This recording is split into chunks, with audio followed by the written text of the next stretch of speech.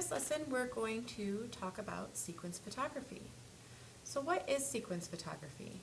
Well, it's photography that has a technique of shooting a series of images where the subject is captured in a successive motion. This is a technique that allows the photographer to convey motion in a static image. When you're creating a sequence photo, make sure you get all the action you need. You can do this by shooting an action shot and setting up the camera with a high shutter speed, as seen in this example here.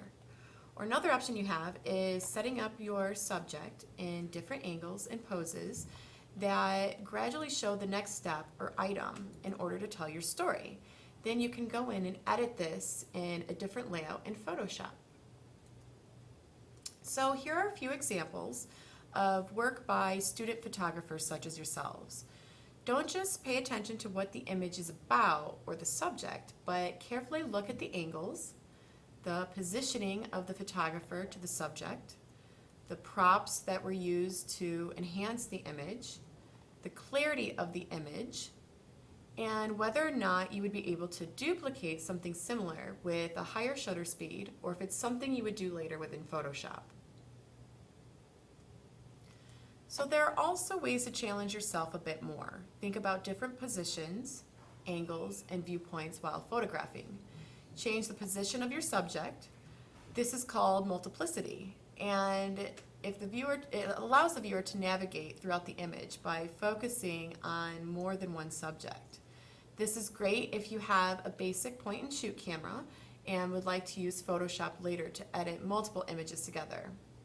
So next what I'm going to do is just show you a very basic instructional tutorial on Photoshop and how you can create a multiplicity option within your compositions using a layer mask or using just your regular ordinary eraser tool.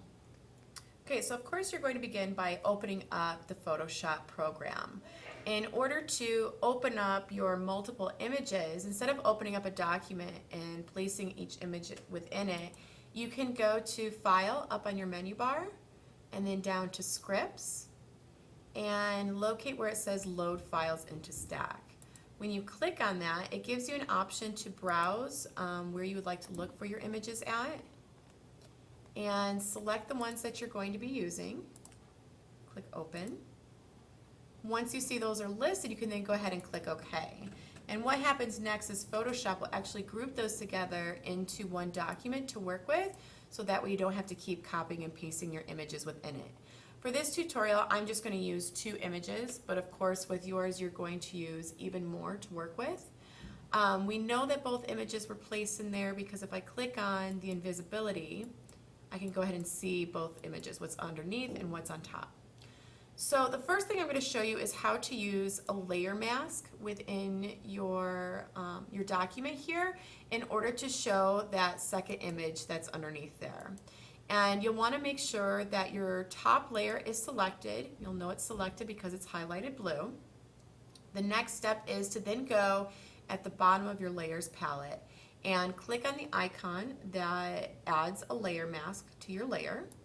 And you'll know it's been added because you'll see it's represented right here with the blank screen. Your next step then is to go in with your brush tool. And we're going to paint on top of the area that we want to show through. And in order to do that, we need to make sure our foreground color is set to black. Okay, so once you have those checked in, then you can go in and start painting, or in a sense erasing, that top layer, so that way you can see through underneath to the image that is located beneath there. Another option that you have, if you don't want to use the layer mask, and I'm going to simply just go and step back here, is you can use just your regular eraser tool. When you select your eraser tool, make sure that the dimensions are a little bit higher to work with and that your hardness is set down to 0%. By setting the hardness down to 0%, it gives kind of like a feathered look around the edges of your eraser. And it makes it a little bit nicer, makes it look like it's not necessarily photoshopped.